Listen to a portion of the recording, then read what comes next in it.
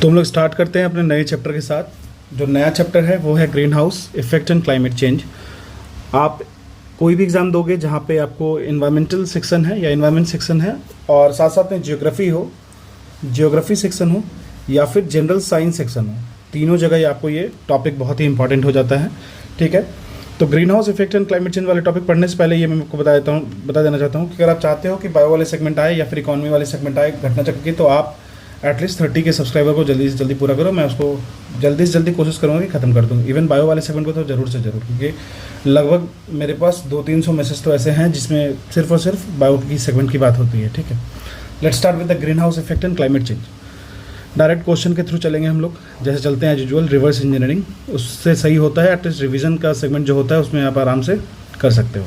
चलिए स्टार्ट करते हैं। हमारा क्लाइमेट चेंज किसकी वजह से होता है? Climate change is caused by green house gases की वजह से तो होता ही है, ओजोन लेयर के डिप्लेशन से भी होता है, पॉल्यूशन की वजह से भी होता है। ग्रीन हाउस गैसेस जो होते हैं वो अर्थ के एवरेज एनुअल टेम्परेचर को राइज करते हैं। ठीक है, और जो टेम्परेचर होता है वो रेज होता है, और साथ साथ में क्या होता है, जैसे जैसे टेम्परेचर बढ़ता है हमारे अर्थ सिस्टम का, तो जो भी जैसे आइस मेल्ट हो जाएगा, आइस मेल्ट होगा तो क्या होगा, जो भी लो लाइंग एरिया है वो सबमर्ज हो जाएंगे वाटर में, मतलब ओशन में। ठीक है, तो ग्रीन हाउस गैसेस की बात करें और पॉल्यूशंस की बात करें, वो डायरेक्टली रिस्पॉन्सिबल होता है। ठीक है, ओजोन लेयर की बात कर लेते हैं। देखो ओजोन लेयर अगर इसमें होल हो जाता है, ठीक है, डिप्लीट कर जाता है ओजोन लेयर, तो इससे ना हार्मफुल रेज जैसे UVC, ठीक है, UVABC होता है, उसमें UVC जो होता है वो काफ़ी हार्मफुल होता है, जैसे स्किन डिजीज होता है, स्किन कैंसर भी होता है, तो वो इंटर करेगा अर्थ के एटमॉस्फेयर में। ठीक है, चलिए, लेकिन एक चीज़ और मैं आपको बता देता हूँ, interesting fact for ozone layer. Ozone layer ना सेल्फ हीलिंग प्रॉपर्टी भी होता है, मतलब खुद को हील करता है। जैसे लॉकडाउन लगा था ना, जब कोविड की बात चल रही थी, तो कोविड-19 आया था, तो ठीक है, तो उसको क्या हुआ था, देखा गया था कि धीरे धीरे ओजोन लेयर जहाँ पे डिप्लीटेड है वहाँ पे ओजोन लेयर धीरे धीरे खुद को हील कर रहा है। ठीक है, तो हमारे यहाँ पे आंसर डी हो जाएगा। कह रहा था main reason for climate changes, main reason क्या है, same question, all of the above हो जाएगा। ठीक है, where was the climate change conference held in year 2015? 2015 में क्लाइमेट चेंज कॉन्फ्रेंस कब हुआ था? देखो ये क्वेश्चन 2015 का पूछा गया है। उस वक्त COP21 हुआ था, जो कि हुआ था आपको कहाँ पे, पेरिस में, फ्रांस में, मतलब पेरिस फ्रांस में। ठीक है ना, 30 नवंबर से 12 दिसंबर 2015 तक चला था। 2022 और 23 की बात कर लो तो आप मुझे कमेंट सेक्शन में बताना अभी रिसेंट में कौन सा कॉप हो रहा है और वो कहाँ पे हो रहा है। ठीक है, 22 में COP27 हुआ था इजिप्ट के शर्म शेख सिटी में, आपको पता होगा। ठीक है, चलिए, which are the following United Nation climate change conferences was held in Paris? Paris में कौन सा United Nation climate change conference हुआ था, ये आपको बताना है। तो अभी जस्ट मैंने आपको बताया COP21 वहाँ पे हुआ था, तो हमारा आंसर डी हो जाएगा। How much the global average temperature rise in the last century, मतलब लास्ट के सेंचुरी में ग्लोबल जो एवरेज टेम्परेचर है वो कितना बढ़ा है? ठीक है, तो वो 1.8 डिग्री फ़ारेनहाइट बढ़ा है। देखो अर्थ का जो एवरेज सरफेस एयर टेम्परेचर है ना, वो इंक्रीज किया है 1 डिग्री सेल्सियस पे, 1 डिग्री सेल्सियस पे, 1 डिग्री सेल्सियस पे। देखो कोशिश में है कि हम लोग कोशिश करें कि ये 1.5 से ज़्यादा ना जाए। अगर 1.5 डिग्री सेल्सियस से ज़्यादा चला जाएगा ना, तो हमारा जो अर्थ है वो एकदम समझो कि एक तरीके से गोले की तरह हो जाए, आग की गोली की तरह। ठीक है, ये मानना है हमारे जो भी रिसर्चर्स हैं और जो भी क्लाइमेट एक्टिविस्ट हैं उनका। तो अर्थ का जो एवरेज सरफेस एयर टेम्परेचर है वो इंक्रीज हुआ है अबाउट 1 डिग्री सेल्सियस, को 1.8 फ़ारेनहाइट भी कह सकते हो। आपको डिग्री सेल्सियस से फ़ारेनहाइट कन्वर्सन भी आना चाहिए। ठीक है, ये आपको पता होना चाहिए, क्योंकि ये जनरल साइंस के क्वेश्चन में आता है और इसको आप कर सकते हो। इसी से केल्विन स्केल में भी कन्वर्सन आना चाहिए। फिर एक रंकाइन स्केल होता है, वो ज़रूरत नहीं है उतना। ठीक है, तो अगर हम लोग बात करें तो 1900 से 2000 की बात कर लेते हैं, तो वहाँ पे लगभग आपको 1 डिग्री सेल्सियस की बढ़ोतरी हुई है। ठीक है, अगर हम लोग बात करें तो 1970s के बाद से जो देखा गया है ना, कि जितना रेट से इंक्रीज हो रहा है, जितने रेट से, उसका हाफ से ज़्यादा वो मिड 1970s के बाद से हुआ है। ठीक है, और बहुत सारा वाइड रेंज का ऑब्जर्वेशन दिया गया, जहाँ पे ये भी पता चलता है कि जो आर्कटिक सी वाला रीजन है ना, वहाँ पे ओशन हीट कंटेंट धीरे धीरे बढ़ रहा है। ठीक है, ओशन हीट कंटेंट बढ़ रहा है, ये भी ध्यान रखिएगा। चलिए, United Nation climate action summit 2019 was held at which city? देखो ये 2019 का क्वेश्चन है, तो अभी के लिए ये लाइबल नहीं है, तो उसको पढ़ने की कोई ज़रूरत नहीं है। ठीक है, green house effect is a process, ये देखो बहुत इंपॉर्टेंट क्वेश्चन है। ग्रीन हाउस इफेक्ट क्या है? देखो एटमॉस्फेयर हीट करेगा। कैसे हीट करेगा? जो अर्थ होता है वो एब्जॉर्ब करता है इंफ्रारेड रेडिएशन, जो एटमॉस्फेरिक, मतलब जो ग्रीन हाउस गैसेस होंगे, ठीक है, वो क्या करेंगे, वो एब्जॉर्ब करते हैं हीट्स को। ठीक है। तो temperature of the atmosphere will increase. क्यों इंक्रीज होगा? By absorption of infrared radiation. जो रेडिएशन होती है वो इंफ्रारेड रेडिएशन होती है। किसके द्वारा? तो कार्बन डाइऑक्साइड के द्वारा, ये आप कह सकते हो, ठीक है। चलिए, तो हमारा आंसर बी हो जाएगा। जो ग्रीन हाउस इफेक्ट होता है एक नेचुरल प्रोसेस है जो कि वार्म करता है अर्थ के सरफेस को, ठीक है। मैं आपको एक चीज़ बताता हूँ, देखो, जैसे मान लो ये हमारा अर्थ हो गया, ये हमारा एक अर्थ हो गया, ठीक है, हमारा प्यारा अर्थ।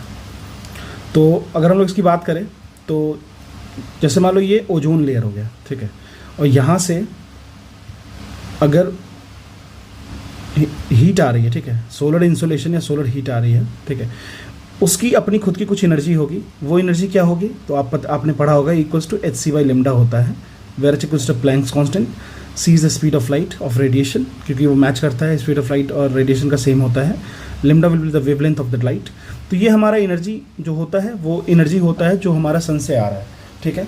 फिर जब ये सन से आता है हमारे हीट पे, मतलब हमारे सरफेस पे, तो सरफेस पे आया तो सरफेस पे स्ट्राइक किया तो majority of portion will get reflected, ठीक है। कुछ जो होगा वो सरफेस पे एब्जॉर्ब होता है, एब्जॉर्ब, ठीक है, एब्जॉर्ब, ठीक है, ये ध्यान रखिएगा। तो ये एब्जॉर्प्शन है ना, ये एब्जॉर्प्शन बहुत ज़रूरी है। अगर ये एब्जॉर्प्शन हो रहा है ना, तो ये लगभग आपको 3 to 5% मैक्सिमम मैं बता रहा हूँ, ये होता है। अगर ये एब्जॉर्प्शन हो रहा है तो हमारा अर्थ जो है वार्म है, लिटिल वार्म है, और ये लिटिल वार्म की वजह से क्या होता है? इसकी वजह से क्या होता है? फ्लोरा एंड फौना, ठीक है, ये काफ़ी ज़्यादा प्रमोट होता है और हमारे अर्थ के लिए बहुत ज़रूरी है। जैसे देखते हो कि आप रशिया जो है वो काफ़ी नाराज़ होता है जब हम लोग क्लाइमेट एक्शन की बात करते हैं। ऐसा क्यों होता है? रशिया क्यों नाराज़ होता है? क्योंकि रशिया जो है ना वो कवर्ड है पूरा स्नो से। Majority of portion of the Russia is covered, white snow, white barren lands कह सकते हो आप उसको। तो अगर क्लाइमेट एनुअल एवरेज टेम्परेचर अगर हमारे अर्थ का बढ़ता है ना, तो रशिया को फ़ायदा होगा उससे, ठीक है, क्योंकि वहाँ क्या होगा, धीरे धीरे वो अर्थ की जो सोलर इंसोलेशन है थोड़ा सा पहुँचेगा, एब्जॉर्प्शन होगा, जिसकी वजह से एक तो उसकी लैंड क्लियर होगी, फिर फ्लोरा फौना फ्लोरिश करेंगे, ठीक है। तो कुछ पोर्शन एब्जॉर्ब होते हैं और मेजॉरिटी रेडिएट होकर रिटर्न बैक होते हैं। लेकिन रिटर्न बैक होते हैं तो हम इंसान जो हैं वो कहते हैं रुको, ऐसे मत जाओ, हम एक उपाय करते हैं, जुगाड़ करते हैं, जिससे क्या होगा, एक पॉल्यूशन ब्लैंकेट क्रिएट कर देते हैं हम लोग, पॉल्यूशन ब्लैंकेट क्रिएट कर देते हैं। अगर हम लोग पॉल्यूशन ब्लैंकेट क्रिएट कर दे रहे हैं तो क्या हो रहा है, जो भी रिफ्लेक्टेड रेज है, जो रिफ्लेक्टेड है, जो रिटर्न बैक जा रहा था हमारे एटमॉस्फेयर से, वो फिर से बोलेगा यार नहीं, ये तो मुझे एक नया सा ब्लैंकेट मिल गया, मैं फिर से रिटर्न होके अर्थ पे ही आता हूँ। जब वो रिटर्न होके अर्थ पे आएगा ना, तो अर्थ फिर से उसको ऑब्जॉर्व करेगा। तो ये multiplicity in the absorption of the heat that which should be escape from the atmosphere, वो रिटर्न होके फिर से आता है, फिर से अर्थ पे रिटर्न होता है। तो अर्थ का जो एब्जॉर्प्शन रेट है वो बार बार बढ़ते जाता है। तो इससे क्या होता है, हीट एक्यूमुलेशन होता है, या फिर आप इसको कह सकते हैं समेशन ऑफ हीट, ठीक है। हीट समेशन हो रहा है तो temperature of the earth surface increase हो रहा है, धीरे धीरे इंक्रीज होगा। तो क्या होगा, temperature of the earth surface increase होने से क्या होगा, इंक्रीज जैसे से होता है वैसे वैसे और टेम्परेचर बढ़ते चला जाएगा। टेम्परेचर बढ़ेगा तो आइसबर्ग पिघलेगा, ठीक है, आइसबर्ग पिघलेगा तो जो लो लाइन एरिया है वो चले जाएंगे, मतलब सबमर्ज हो जाएंगे। इसी के साथ साथ अगर टेम्परेचर बढ़ता है तो क्लाइमेट चेंज इफेक्ट बहुत ज़्यादा देखने को मिल रहा है, वर्स्ट टू वर्स्ट। जैसे आप देख रहे हो कि दिल्ली में भी 50 डिग्री सेल्सियस चला गया, ठीक है। इसके साथ साथ मतलब बहुत ही दिक्कत वाली बात है ये, ठीक है। तो जो भी जियोग्राफिकल फिनोमिना है वो एकदम एक तरीके से चेंज हो जाता है ना। तो अगर हम लोग ग्रीन हाउस इफेक्ट की बात करें तो वो एक नेचुरल प्रोसेस था जो वार्म करता है अर्थ के सरफेस को। जब सन की एनर्जी रीच करती है हमारे अर्थ के एटमॉस्फेयर में with the energy equals to hc/λ, कुछ जो वेव होते हैं वो रिफ्लेक्ट बैक हो जाते हैं स्पेस में, और रेस्ट जो होते हैं एब्जॉर्ब हो जाते हैं। फिर री रेडिएटेड किसके द्वारा, तो ग्रीन हाउस गैसेस के द्वारा उसको फिर से एब्जॉर्ब किया जाता है। अब देखो ग्रीन हाउस गैस क्या क्या होते हैं, ये क्वेश्चन आपको एग्जाम में फ्रिक्वेंटली देखने को मिलेंगे, तो वो समझ लो क्या क्या होते हैं। Water vapour, carbon dioxide, methane, nitrous oxide, ozone, और कुछ आर्टिफिशियल केमिकल जैसे क्लोरोफ्लोरोकार्बन CFC, जिसकी हम लोग फेज आउट की बात कर रहे हैं। मोस्टली आपको ये AC में मिलेगा, रेफ्रिजरेटर से सब में, ठीक है। तो जो एब्जॉर्ब्ड एनर्जी होते हैं वो एटमॉस्फेयर को वार्म करते हैं, और जो सरफेस ऑफ द अर्थ और वार्मर होता है इसको हम लोग ग्रीन हाउस इफेक्ट कहते हैं, ठीक है। मैंने आपको पूरी तरीके से एक्सप्लेन कर दिया, you need not to worry about anything. चलिए अब हम लोग मूव करते हैं नेक्स्ट क्वेश्चन पे। क्वेश्चन कर रहा है what is green house effect, the same question, increase in the global average temperature, global temperature, ठीक है। ग्लोबल टेम्परेचर का इंक्रीज को ही हम लोग कहेंगे ग्रीन हाउस इफेक्ट, डिक्रीज को नहीं कहते हैं। सी वाटर का टेम्परेचर बढ़ जाएगी, इसको भी नहीं कहते हैं। रिवर्स और लेक्स का टेम्परेचर बढ़ जाए तो इसको भी नहीं कहते हैं, ठीक है ना। अगर मान लो टेम्परेचर इंक्रीज होता है, ठीक है, तो आप मुझे कमेंट सेक्शन में बताना कि अगर मान लो सी वाटर या फिर लेक्स एंड पॉन्ड्स का टेम्परेचर इंक्रीज होता है तो उसकी इकोसिस्टम है उस पर क्या असर पड़ेगा। मतलब जो लेक इकोसिस्टम हो गया, रिवराइन इकोसिस्टम हो गया, उस पर क्या इफेक्ट पड़ेगा, उसमें जो बायोम्स एग्जिस्ट कर रहे हैं, जो एनिमल्स हैं, जो किंगडम, जो स्पेसीज हैं, उन पर क्या इफेक्ट पड़ेगा, ठीक है, आप बताना। ग्रीन हाउस इफेक्ट का मतलब क्या होता है? Green house simply increase in the atmospheric temperature due to the concentration of green house gas at the atmosphere, ठीक है, तो हमारा ये हो जाएगा।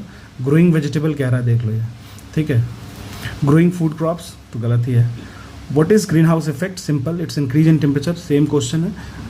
The concept of green house gas was postulated by, देखो ये, अब देखो आपको ये स्टैटिक फैक्टर ये ध्यान रखना होगा, ये कौन से? जोसेफ फूरियर थे।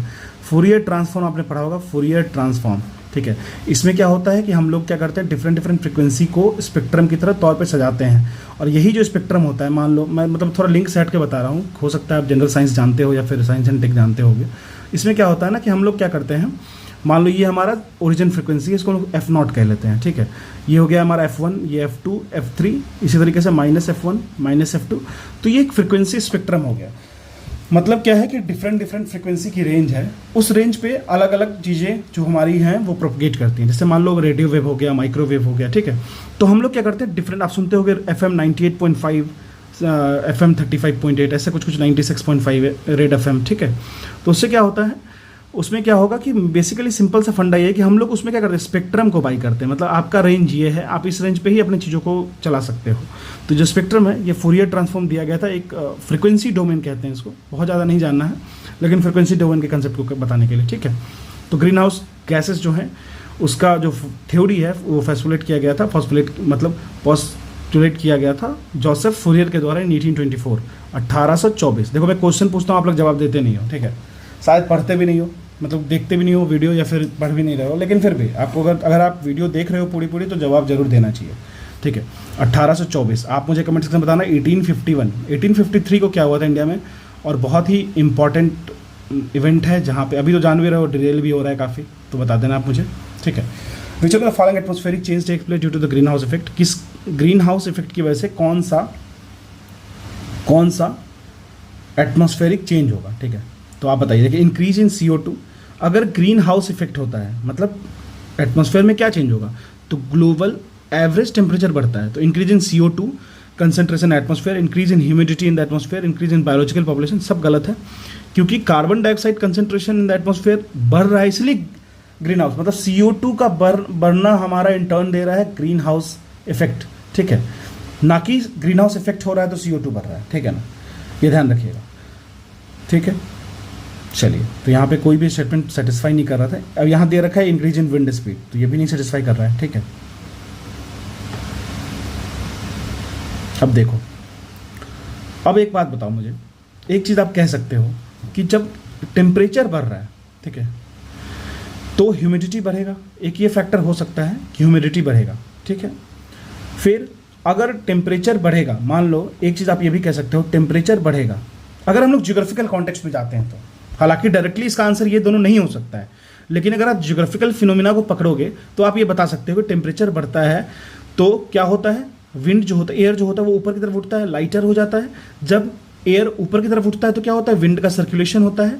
जब विंड का सर्कुलेशन हो रहा है तो क्या होगा, हमारा विंड का स्पीड बढ़ जाएगा। तो आंसर हमारा बी और डी हम कर सकते हैं, लेकिन ये ज्योग्राफिकल पॉइंट ऑफ व्यू से अगर हम सेकंड लेयर पे जाएंगे तो, अगर ऑप्शन में अगर कोई एक रहता तो हम एक को टिक करके आगे बढ़ जाते हैं, ठीक है। थोड़ा आपको सेकंड लेयर में जाके सोचना होगा। चलिए, क्योटो प्रोटोकॉल किस चीज़ से रिलेटेड है, तो क्लाइमेट चेंज से, याद रखिएगा, बहुत इंपॉर्टेंट है, VVI। क्योटो प्रोटोकॉल यह एक इंटरनेशनल एग्रीमेंट है जो कि लिंक है यूनाइटेड नेशन फ्रेमवर्क, जो कि किस चीज़ से लिंक्ड है, United nation framework convention on climate change, जो कि कमिट करता है अपने पार्टीज़ को, बताता है कि हम लोग इंटरनेशनली इस चीज़ से बाइंड होते हैं कि हम लोग वैसे चीज़ों को, वैसे इमिशंस को रिड्यूस करेंगे जिसकी वजह से क्या हो रहा है, जिसकी वजह से क्लाइमेट चेंज हो रहा है। क्लियर है, क्योटो प्रोटोकॉल सेम है, क्लाइमेट चेंज से जुड़ा हुआ है। हाँ, कह रहा है Kyoto protocol came into force in the year 2005, 2005 में आता है। तो देखते हैं, Kyoto protocol deals primarily with the depletion of ozone layer. देखो, ओजोन लेयर की बात करेंगे ना तो वियना कन्वेंशन होता है, वियना कन्वेंशन, ठीक है। तो Kyoto protocol related with the green house gases and climate change, basically the main form and the main base frame is climate change. Third कह रहा है methane as a green house gas is more harmful than CO2, ठीक है। तो हमारा अगर देखा है तो ये दोनों करेक्ट है, मीथेन जो है वो ज़्यादा हार्मफुल है CO2 से, ठीक है।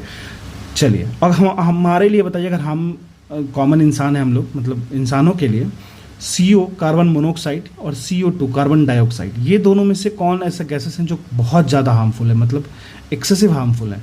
मतलब इसमें से एक गैस ऐसा है जिसको अगर आप एब्सेंस ऑफ ऑक्सीजन में बर्न करने देते हो, मतलब अगर वो बर्न होता है तो वो इतना ज़्यादा हार्मफुल है कि वो 200 गुना ज़्यादा, मतलब 200 टाइम्स ज़्यादा हो जाता है कार्बन डाइऑक्साइड से, कि वो 200 टाइम ज़्यादा हमारे ब्लड में डिसॉल्व कर सके। मतलब नॉर्मल O2 जितना डिसॉल्व होता है ना ब्लड में RBC की वजह से, जो हीमोग्लोबिन होता है या फिर जो रेड ब्लड सेल होता है, ठीक है, उसकी वजह से जो O2 डिसॉल्व होता है हमारे ब्लड में, उसकी पोटेंशियल मान लो अगर ये एक बार में एक ग्राम मिक्स हो रहा है, तो कार्बन मोनोऑक्साइड जो होगा ना वो 200 ग्राम मिक्स होगा। मतलब समझ लो वो ऑक्सीजन को हमारे बॉडी के अंदर आने नहीं देता है। तो इससे क्या होता है, तो कार्बन मोनोऑक्साइड मिक्स होता है तो हमें नमनेस फील होता है, हम धीरे धीरे करके बेहोश होते हैं और फिर धीरे धीरे करके हम मृत्यु की तरफ जाते हैं। ऐसा कब होता है, नॉर्मली ठंड के समय में हम लोग क्या करते हैं, जो हीटर एलिमेंट हो गया, हीटिंग एलिमेंट हो गया, या फिर आप मान लो कि गर्मी में ठंड में आग लगा के बैठे हो कहीं कोने में, तो अगर ऑक्सीजन की डिफिशियंसी होती है हमारे रूम में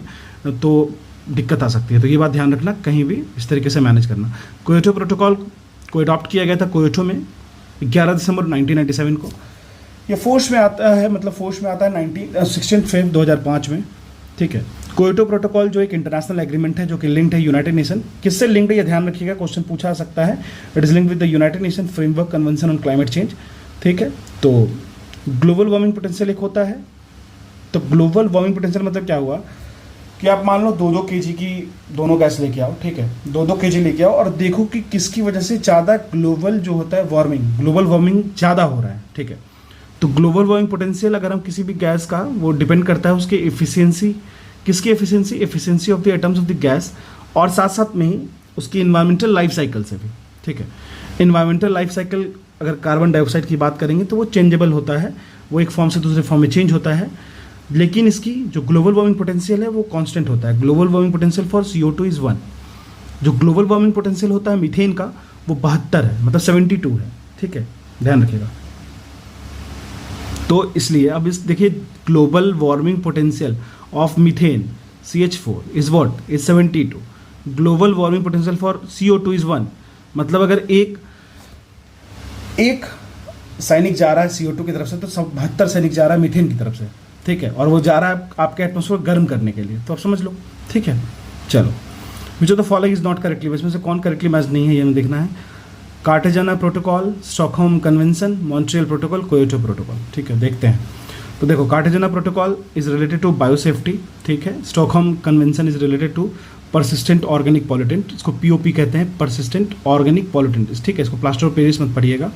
Montreal is related to ozone layer, Vienna is also related to ozone depletion. Kyoto जो है वो सेव वाटर से नहीं है, क्योटो जो है वो क्लाइमेट चेंज से है, ठीक है। तो हमारा ये सारा करेक्ट है, बट ये रॉन्ग है, हमारा आंसर D हो जाएगा, ठीक है। चलिए, कह रहा है green house effect is enhanced in the environment due to. Green house effect जो है वो एनवायरमेंट में बढ़ जा रहा है, इसका रीजन क्या है? तो कार्बन मोनोऑक्साइड नहीं, CO2 जो होता है बहुत ही ज़्यादा कंट्रीब्यूटर होता है ग्लोबल वार्मिंग में, ग्रीन हाउस इफेक्ट में। तो हमारा CO2 आंसर हो जाएगा, हमारा आंसर B हो जाएगा। ऑक्सीजन कैसे हमारे एनवायरनमेंट को या फिर ग्रीन हाउस इफेक्ट को इंक्रीज करेगा, ऐसा नहीं होता है, ठीक है। कह रहा था main component of green house gas, जो मेन कंपोनेंट होता है, तो मेन कंपोनेंट में अगर देखा जाए carbon dioxide, methane, nitrous oxide, ozone, तो मोर देन 1 हो जाएगा। तो यहाँ पे more than 1 of the above हो जाएगा, ठीक है, क्योंकि CO2 भी होता है, नाइट्रस ऑक्साइड, मीथेन भी होता है, ठीक है।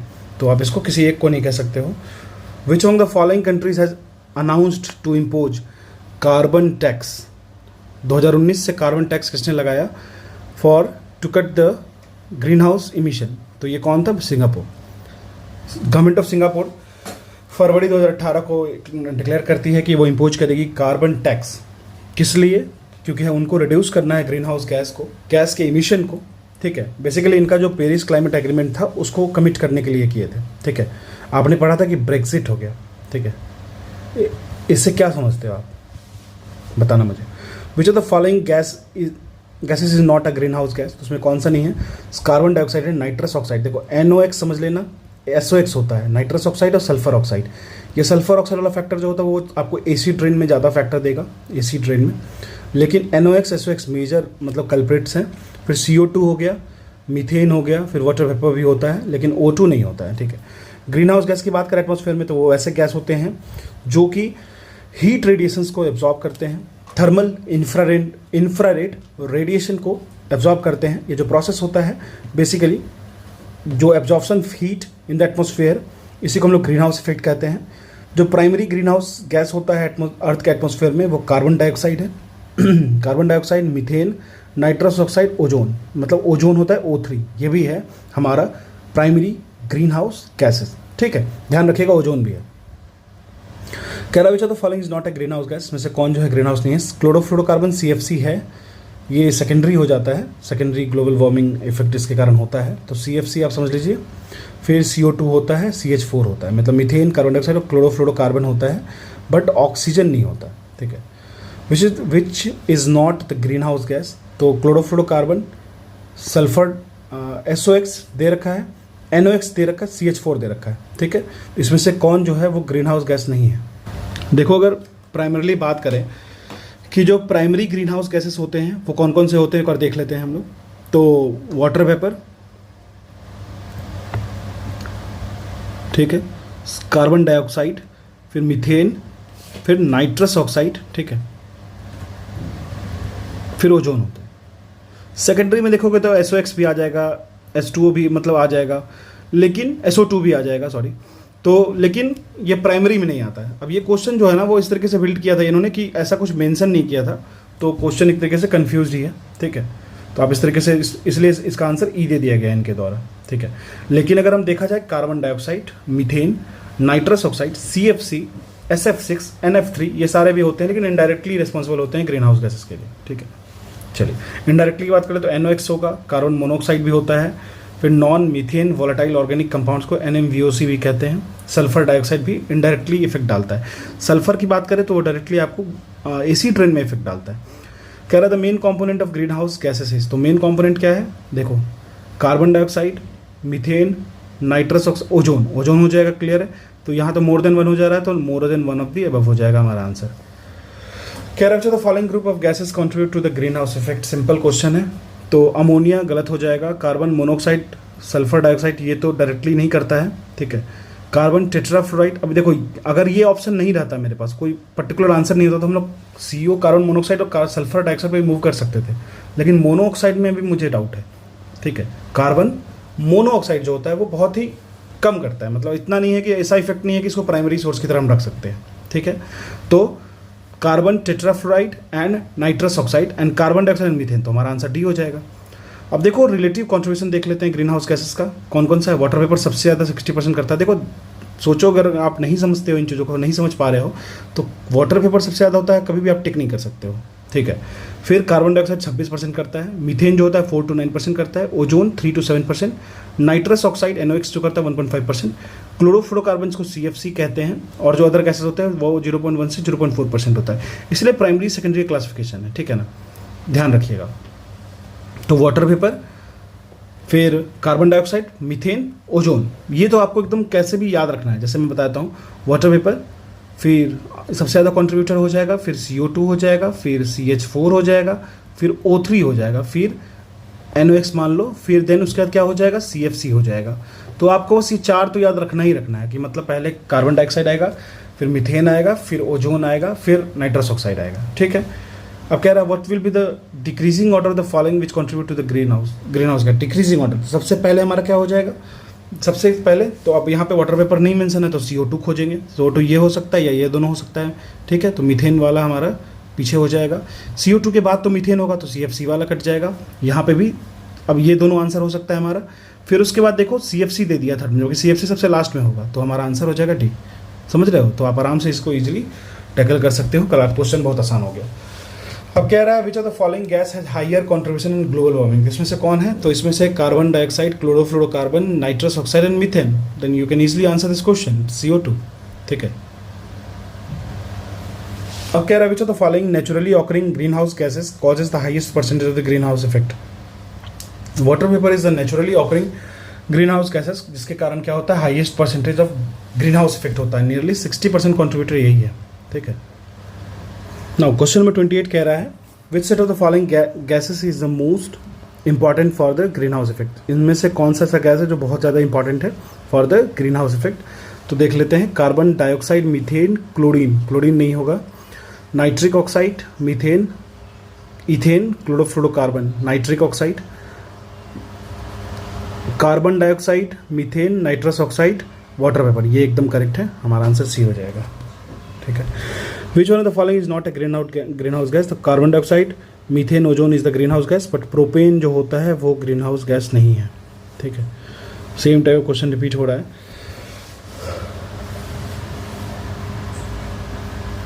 देखो, प्रोपेन को हम लोग क्या करते हैं ना, सब्स्टिट्यूट की तरह यूज करते हैं कुछ ऐसे फ्यूल्स में, जैसे गैसोलीन हो गया, फ्यूल ऑयल की तरह यूज करते हैं, और ये इकोनॉमिकल होता है थोड़ा, और जो एयर होता है वो ज़्यादा मतलब कम पॉल्यूशन होगा इससे। ठीक है। तो अगर हम लोग प्रोपेन यूज करते हैं तो it will reduce the green house gases like carbon dioxide, air pollutants like carbon monoxide and nitrogen oxide. ठीक है। देखो, ग्रीन हाउस गैसेस जब मेंशन किया तो CO2 मेंशन कर रहा है, एयर पॉल्यूटेंट जब मेंशन कर रहा है तो carbon monoxide and nitrogen oxide mention कर रहा है। थोड़ा समझना कि मतलब चीज़ों में क्या डिफरेंस है। ठीक है। कह विच one of the following is not responsible for global warming? इनमें से कौन है जो ग्लोबल वार्मिंग के लिए रिस्पॉन्सिबल नहीं है? मीथेन है, वाटर वेपर है, कार्बन डाइऑक्साइड नहीं, आर्गन नहीं है। ठीक है। चलिए, which one of the following statement regarding the emission reduction purchase agreement signed with the world bank in 2011? देखो, 2011 में ये हुआ था। ठीक है। और ये एग्रीमेंट हुआ था, उससे पहले इस एग्रीमेंट पे बात चली होगी। ठीक है। 2010 में ये क्वेश्चन पूछा गया है, तो अभी के लिए बहुत ज़्यादा इंपॉर्टेंट नहीं है ये क्वेश्चन। ठीक है। चलिए, कह रहा with reference to net zero goal for 2050, ये क्वेश्चन बहुत इंपॉर्टेंट है। Net zero goal for 2050, which of the following statement is are correct? अब इसमें से कौन सा स्टेटमेंट हमारा करेक्ट है ये बताना है हमको। कह रहा है it means that the country will bring down its emission to zero. देखो, कभी भी ना किसी भी तरीके से इमिशन जो होता है ना वो ज़ीरो पॉसिबल नहीं है, मतलब कभी भी पॉसिबल नहीं है। ठीक है। हम लोग करेंगे क्या? जैसे मान लो हम लोग X अमाउंट ऑफ इमिशन को अपने कंट्री से कर रहे हैं, मतलब इमिट कर रहे हैं, मतलब ग्लोबल ग्रीन हाउस गैसेस को, तो हम लोग क्या करेंगे? कॉम्पनसेट करेंगे। ठीक है। हम लोग X अमाउंट अगर इमिट कर रहे हैं CO2, तो उसको सिंक करने के लिए कहीं ना कहीं ट्री प्लांटेशन हो गया, फिर बहुत सारा तरीका होता है। ठीक है, वो करेंगे। तो हम लोग ओवरऑल हम लोग मैनेज करके उसको जीरो पे लेके आएंगे, ना कि हम लोग इमिट ही जीरो करेंगे। इमिट जीरो करके सर्वाइव कैसे करोगे? ठीक है। तो हमारा फर्स्ट तो रॉन्ग हो गया। सेकंड कह रहा है it means that a countries emission will be compensated bye absorption and removal of green house gases from the atmosphere. This is absolutely correct.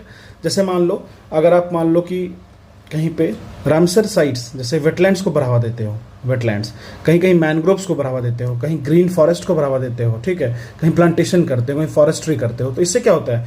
Carbon sequestration होता है, कार्बन सिंक की तरह काम करता है, CO2 को बैलेंस करेगा, फिर साथ साथ में ओजोन लेयर भी धीरे धीरे ठीक होगा। तो चीज़ें होती हैं जिससे आप कॉम्पनसेट कर सकते हो, ना कि आप जीरो कर पाओगे। तो हमारा सिर्फ और सिर्फ 2 करेक्ट है, तो आंसर हमारा बी हो जाएगा। ये क्वेश्चन तो वैसे भी आप टिक कर सकते थे। ठीक है। अच्छा, एक चीज़ और है, जैसे नेट जीरो आता है, एक टर्म आता है कार्बन निगेटिव। इसका मतलब ये होता है कि ये कार्बन, अगर मान लो कोई भी एक कंट्री जो है वो कार्बन निगेटिव है, कार्बन निगेटिव कहने का मतलब हुआ वो जितना इमिट कर रहा है ना, उससे ज़्यादा वो एब्जॉर्ब कर ले रहा है। मतलब absorption of carbon is greater than emission of carbon. तो ऐसा एक एग्जाम्पल है हमारा प्यारा भूटान। ठीक है। Bhutan is often described as the carbon negative country. ठीक है। चलिए, which of the following country is the largest emitter of carbon? तो ये है चाइना। ठीक है।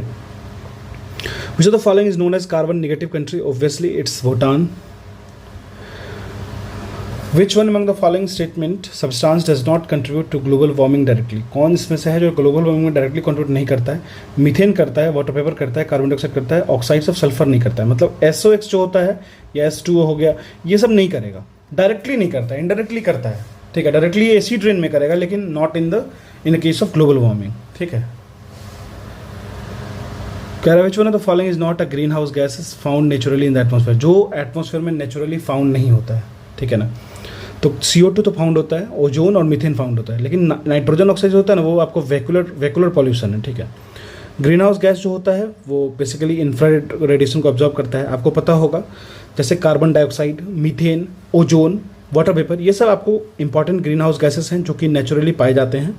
नाइट्रोजन ऑक्साइड जो है वो ग्रीन हाउस गैस है, लेकिन ये सेकेंड मतलब ग्रीन हाउस गैस नहीं है, ठीक है ना। और ये मोस्टली आपको एटमॉस्फेयर में पाया जाता है नाइट्रोजन ऑक्साइड, ठीक है।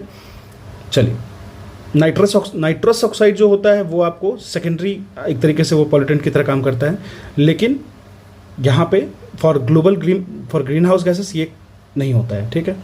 चलिए, which of the following is not a green house gas, इसमें से कौन नहीं है। सेम क्वेश्चन बार बार रिपीट हो रहा है, CO2 है, मीथेन है, लेकिन सल्फर डाइऑक्साइड नहीं है, ठीक है।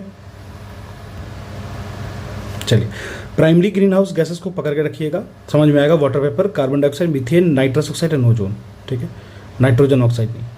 Which one of the following gas is responsible for global warming. Global warming के लिए कौन रिस्पॉन्सिबल है, तो वो only oxygen wrong, oxygen and carbon dioxide wrong, carbon dioxide and methane ये करेक्ट हमारा सही हो जाएगा answer. Which of the following responsible for global warming, global warming के लिए कौन रिस्पॉन्सिबल है, मीथेन भी, वाटर वेपर, कार्बन डाइऑक्साइड, तीनों डी हो जाएगा answer. The gases most responsible for global warming are, इसमें सबसे ज़्यादा जो होगा वो CO2 और मीथेन होता है सबसे ज़्यादा, अगर वाटर वेपर होता है तो हम उसको भी चुनते हैं, ठीक है। Which of the following is not green house gas, same question पूछता है। अब ये क्वेश्चन इतना इंपॉर्टेंट है कि आएगा ही आएगा। एक तो सीक्वेंस याद रखिएगा, ठीक है, एक ग्लोबल वार्मिंग पोटेंशियल याद रखिएगा, ठीक है, उसके साथ साथ जो मतलब जो प्राइमरी गैसेस हैं उनको याद रखिएगा, जो ड्राइव्ड है उनको भी याद रख सकते हैं, ठीक है। मीथेन CFC और नाइट्रस ऑक्साइड करता है, लेकिन हाइड्रोजन नहीं करता है। जो the following is not green house gases में से कौन जो है वो ग्रीन हाउस गैस नहीं है। CO2 है, नाइट्रस ऑक्साइड है, मीथेन है। नाइट्रस ऑक्साइड है और ये भी प्राइमरी नहीं होता है, ध्यान रखिएगा, ठीक है। Which among the following gases most responsible की बात करेगा तो कार्बन डाइऑक्साइड हो जाएगा, ठीक है। The total amount of green house gases produce to directly और indirectly support human activities refer to as, मतलब टोटल जितना amount of green house gas produce हो रही है वो डायरेक्टली इनडायरेक्टली सपोर्ट करती है ह्यूमन एक्टिविटीज़ को, वो किस चीज़ से रेफर की जा रही है, वो होता है कार्बन फुटप्रिंट। मतलब आप अगर मान लो जितने भी amount of green house gases आप प्रोड्यूस कर रहे हो वो किस तरीके से वो डायरेक्टली या इनडायरेक्टली आपकी ह्यूमन एक्टिविटीज़ को सपोर्ट कर रहा है। और वो जो सपोर्ट कर रहा है ह्यूमन एक्टिविटीज़ को, जैसे मान लो कि आप कोल यूज़ कर रहे हो, मीथेन यूज़ कर रहे हो, फिर आप CO2 ज़्यादा इमिट कर रहे हो, तो कहीं ना कहीं आप अपने ह्यूमन एक्टिविटीज़ कर रहे हो, तभी तो ये इमिट हो रहा है, ठीक है। तो ये कार्बन फुटप्रिंट को शो करता है, ठीक है। चलिए, कह रहा which of the following is not directly match with the green house gases, तो इसमें से कौन जो है वो ग्रीन हाउस गैसेस से डायरेक्टली मैच नहीं है। कार्बन डाइऑक्साइड आपको थर्मल पावर स्टेशन से मिल सकता है, ठीक है। क्लोरोफ्लोरोकार्बन ऑटोमोबाइल से नहीं मिलता है, क्लोरोफ्लोरोकार्बन आपको मोस्टली रेफ्रिजरेटर एंड AC से मिलता है, ठीक है। नाइट्रस ऑक्साइड वाटरलॉक पैडी फील्ड से मिलता है। सल्फर डाइऑक्साइड जो होता है वो ब्रिक्स के क्लीन, मतलब जो भट्टी होता है ना, भट्टी मतलब जिसमें ईंटें बनते हैं उसका भट्टी को ब्रिक्स क्लीन कहते हैं, ठीक है ना। यहाँ पे टेम्परेचर अगर देखा है तो आपको 900 से लेके 1200 डिग्री सेल्सियस तक रहता है। और बेसिकली जो हम लोग ब्रिक्स का जो भट्टा का वॉल बनाते हैं वो सेरामिक्स होता है, ठीक है। सेरामिक्स यूज करते हैं। सेरामिक्स क्यों यूज करते हैं, क्योंकि ये बहुत ही ज़्यादा इसकी जो प्रॉपर्टी होती है और थर्मल टॉलरेंस कैपेबिलिटीज़ की बहुत ज़्यादा हाई होती है, ठीक है। क्लोरोफ्लोरोकार्बन जो होता है वो मैन मेड गैसेस है और लिक्विफाइड मटेरियल है, जो बनता किससे है, कार्बन से, क्लोरीन से, फ्लोरीन और ऑक्सीजन से, ठीक है ना।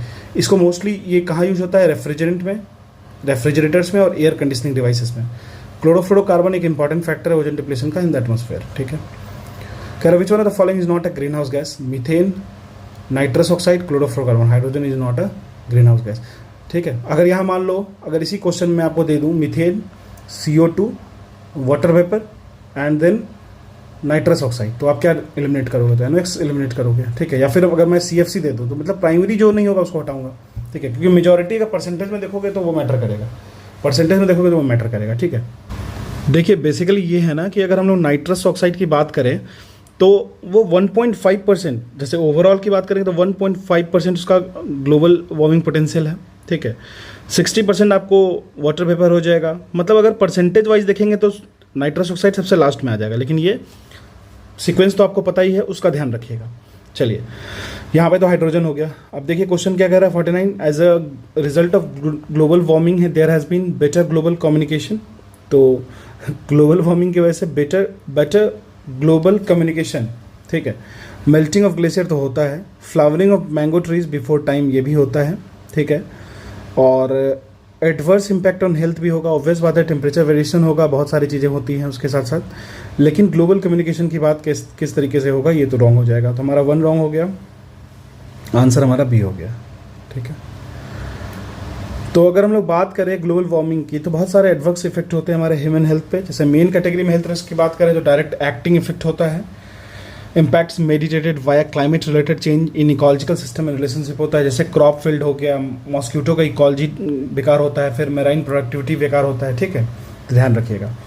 लेकिन प्लांट जो होता है वो अर्लियर ब्लूम कर सकता है, पॉलिनेशन जो होता है, पॉलिनेटिंग एजेंट्स जो होते हैं, जैसे इंसेक्ट्स होते हैं, वो पहले एक्टिव हो जाएंगे, ठीक है।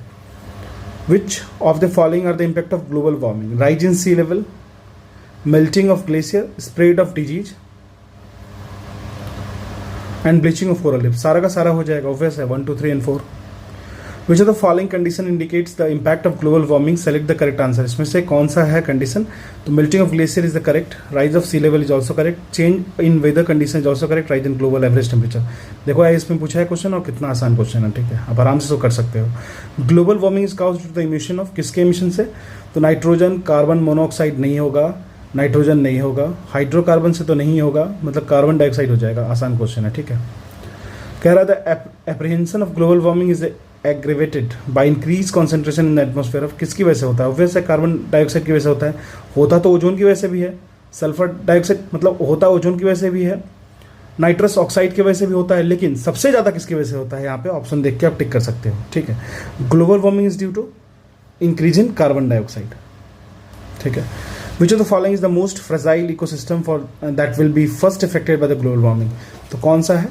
Arctic and Greenland ice sheet जो होता है वो सबसे पहले होगा मेल्ट होकर क्या होगा? पिघल के आएगा ओशन में। ओशन में आएगा तो सी लेवल जो है वो बढ़ेगा, सी लेवल बढ़ेगा तो क्या होगा? आसपास का गांव जो होता है, आसपास का जो एरिया होगा वो सबमर्ज होगा, ठीक है। सबमर्ज हो जाएगा तो वो उसकी एग्जिस्टेंस खत्म हो जाएगी, ठीक है। कह रहा है the increasing amount of carbon dioxide in the air is slowly rising the temperature of the atmosphere because it absorbs, क्या करता है? इंफ्रारेड, अल्ट्रावायलेट नहीं करता है, ऑल द सोलर रेडिएशन को वो नहीं एब्जॉर्ब करता है, लेकिन इंफ्रारेड जो पार्ट होता है ना सोलर रेडिएशन का, उसको जरूर वो एब्जॉर्ब करता है। तो इंफ्रारेड पार्ट को आप समझिएगा, ठीक है। मैंने ऑलरेडी इस पर डिस्कशन कर लिया है, तो already there is no need to discuss more and more. Consider the following: rice field, coal mining, wetlands, domestic animals. Which above the source of methane? Methane bed कहते हैं ना, ग्रीन हाउस गैस का जो methane bed है वो, देखिए सारे के सारी चीज़ों से मीथेन बहुत ज़्यादा निकलता है, ठीक है। मैक्सिमम अगर मीथेन की बात करें तो हम लोग, तो देखो एक तो आपको समझना होगा कि मीथेन जो होता है वो राइस फील्ड से निकलेगा, कोल माइन से निकलता है, डोमेस्टिक एनिमल से निकलता है, और ह्यूमन सोर्सेज से भी मीथेन की एमिशन होती है एटमॉस्फेयर में। वेटलैंड्स और वेटलैंड्स की बात कर ले या फिर सी हाइड्रेट्स की बात कर ले, ये नेचुरल सोर्स होते हैं मीथेन एमिशन का। मैक्सिमम लगभग 76% ऑफ टोटल मीथेन एमिशन जो होता है वो आपको नेचुरल सोर्स से ही मिलते हैं, वेटलैंड से। मतलब वेटलैंड जो होता है वो आपको 76% इमिशन करता है आपको मीथेन का। तो यहाँ चारों का चारों हो जाएगा, आंसर हमारा डी हो जाएगा। कह रहा था gas which is produced by paddy field and is involve in global warming. Obvious बात है, ये मीथेन है। The gas which is emitted in the paddy field and increase the earth temperature and resulted into the global warming is, simple सी बात है, methane हो जाएगा। Methane is emitted from which of the following? तो वो होता है, देखो पैडी फील्ड से भी होता है, फिर आपको टर्मिटेरी, ठीक है, टर्मिटेरी। देखो मीथेन जो होता है वो इमिट होता है नेचुरल सोर्सेज से, जैसे वेटलैंड्स हो गया, ह्यूमन एक्टिविटीज से भी। नेचुरल सोर्सेज में बात कर ले तो वेटलैंड्स होता है वो लार्जेस्ट सोर्स होता है, ठीक है। और ये निकलता किससे है? तो CH4 इमिट होता है एक बैक्टीरिया से, जो डिकम्पोज करती है ऑर्गेनिक मटेरियल्स को इन एब्सेंस ऑफ ऑक्सीजन, ठीक है। कुछ स्मॉलर सोर्सेज भी होते हैं, जैसे टर्मिटरी नहीं होगा, टर्माइट्स होगा, टर्माइट्स कह सकते हो, ocean, sediments, volcano and wild life, ठीक है। चलिए, तो हमारा दोनों हो जाएगा अगर ये टर्माइट्स है तो। इसी के साथ साथ एग्रीकल्चर में कहाँ से? तो डोमेस्टिक लाइव स्टॉक से निकलता है, जैसे कैटल हो गया, वो भी लार्ज अमाउंट में CH4 मीथेन इमिट करता है। पैडी कल्टिवेशन से होता है, ठीक है, जैसे स्टोरेज ऑफ मैन्योर हो गया, लैगून्स हो गया, वो भी मीथेन रिलीज करती है। ग्लोबली अगर बात करें तो एग्रीकल्चर सेक्टर जो है वो प्राइमरी सोर्स है आपको मीथेन इमिशन का। इंडस्ट्री में बात करते हैं, मीथेन जो है वो प्राइमरी कंपोनेंट है नेचुरल गैस का। Methane is the primary component of natural gas, तो वहाँ से इमिट होगी। Waste from home and business जो होता है, मीथेन जो वहाँ से जनरेट होता है, क्योंकि वहाँ पे क्या होता है, सॉलिड वेस्ट लैंडफिल्स होते हैं, उसमें डिकम्पोजिशन की वजह से मीथेन का इमिशन होता है। कह रहा है consider the following statement: carbon monoxide CO, ozone O3, methane CH4, sulphur SO6। तो सल्फर डाइऑक्साइड कह रहा है which of the following above are release into atmosphere due to the burning of crop biomass residue. अगर हम लोग atmosphere में crop का biomass जो रेसिड्यू, उसको पराली कहते हैं, अगर वो बर्न कर रहे हैं हम लोग, तो क्या क्या रिलीज होगा? सारा का सारा जितना है ना, carbon monoxide, ozone, methane, sulphur, सारे के सारे चीज़ रिलीज होते हैं, इसको चारों हो जाएगा, ठीक है। सल्फर डाइऑक्साइड SO2, ठीक है। सारा का सारा, साथ में ओजोन भी होता है, ये भी ध्यान रखिएगा। Which human activities most affected by climate, सबसे ज़्यादा क्या इफेक्टेड होगा अगर हम लोग क्लाइमेट चेंज होता है तो? फिशिंग, मैन्युफैक्चरिंग, माइनिंग, तो फार्मिंग सबसे ज़्यादा इफेक्टेड होगा, क्योंकि जो क्रॉप साइकिल होता है वो चेंज हो जाएगा, ठीक है। अवेलेबिलिटी ऑफ वाटर चेंज हो जाएगा, ठीक है। साथ साथ में ह्यूमिडिटी ऑफ द सॉइल भी चेंज होगा, तो प्रोडक्टिविटी इफेक्टेड होगा, सैलिनिटी बढ़ जाएगा, प्रोडक्टिविटी रिड्यूस होगा। The green house gas liberated bye cut chewing animal, cut chewing मतलब क्या होता है, जैसे मान लो पहले खा लिया, फिर उसका उसको निकाल के बार बार च्यूई करता है, ठीक है ना, ये आपको पता होगा।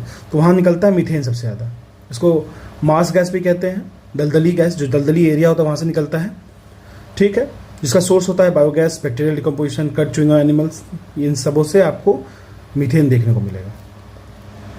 Consider the following statement regarding the earth are, बत्ती बुझा दो, ठीक है। बेसिकली इसमें है क्या, ये समझते हैं हम लोग। यह एक इनिशिएटिव है यूनाइटेड नेशन एनवायरमेंटल प्रोग्राम और यूनेस्को के द्वारा, तो ये रॉन्ग है। World wide fund for nature, जिसको WWF कहते हैं, उसका ये, उसके द्वारा ये ऑर्गेनाइज किया गया था, एक मूवमेंट है।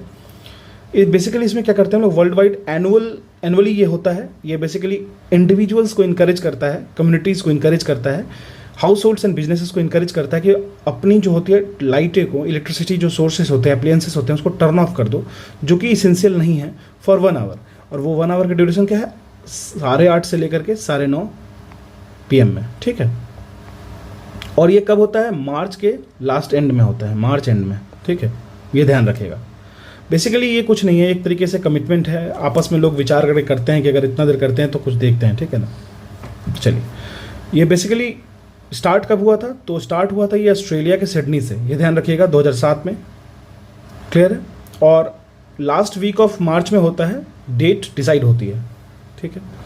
तो हमारा फर्स्ट रॉन्ग हो गया, तो ये स्टेटमेंट गया, ये गया। सेकंड कह रहा है, it is a movement in which participants switch off their lights for 1 hour on certain day every year, बिल्कुल करेक्ट है, ठीक है। थर्ड कह रहा है, it is a movement to raise awareness about climate change and the need to save the planet, absolutely correct, हमारा answer C हो जाएगा। अब कह रहा है New York declaration on forest, which of the following statement are correct, इसमें से कौन सा स्टेटमेंट करेक्ट है। देखो, इसको इंडोर्स किया गया था यूनाइटेड नेशन क्लाइमेट समिट के द्वारा 2014 में, ये करेक्ट है। सेकंड कह रहा है, it endorse a global timeline to end the loss of forest. देखो, फॉरेस्ट्री लॉस, बेसिकली इसका जो मेन एम था न्यूयॉर्क डिक्लेरेशन का, आपको यही याद रखना है, न्यूयॉर्क डिक्लेरेशन जो वो रिलेटेड है आपको फॉरेस्ट से, ये ध्यान रखना है, ठीक है। 2014 में शुरू हुआ था यूनाइटेड नेशन क्लाइमेट समिट के एम्बिट में, तो ये भी करेक्ट हो गया।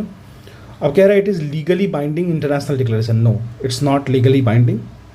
फोर्थ हो गया, it is endorsed by government, big companies and indigenous communities, बिल्कुल ये करेक्ट है। India was one of the signatories, no, तो हमारा 1, 2 एंड 4 करेक्ट हो जाएगा। न्यूयॉर्क डिक्लेरेशन सीधे जान लीजिए फॉरेस्ट पे है, एक वॉलेंट्री है और नॉन लीगली बाइंडिंग, मतलब ये कोई प्रेशर नहीं है कि आपको ये करना ही करना है, आपको अगर शौक है तो कर लो, नहीं है तो नहीं करो, कोई दिक्कत नहीं है, मतलब लीगली बाइंडिंग नहीं है, ठीक है। 2014 में हुआ था, ये ध्यान रखिएगा। और अगर हम लोग बात करें तो बेसिकली ये मेन फैक्टर इसका ये है कि 2030 तक हम लोग ये कोशिश करेंगे कि हम लोग फॉरेस्ट को रिस्टोर करें, क्रॉपलैंड्स लार्जर एरिया को रिस्टोर करें, ठीक है। चलिए,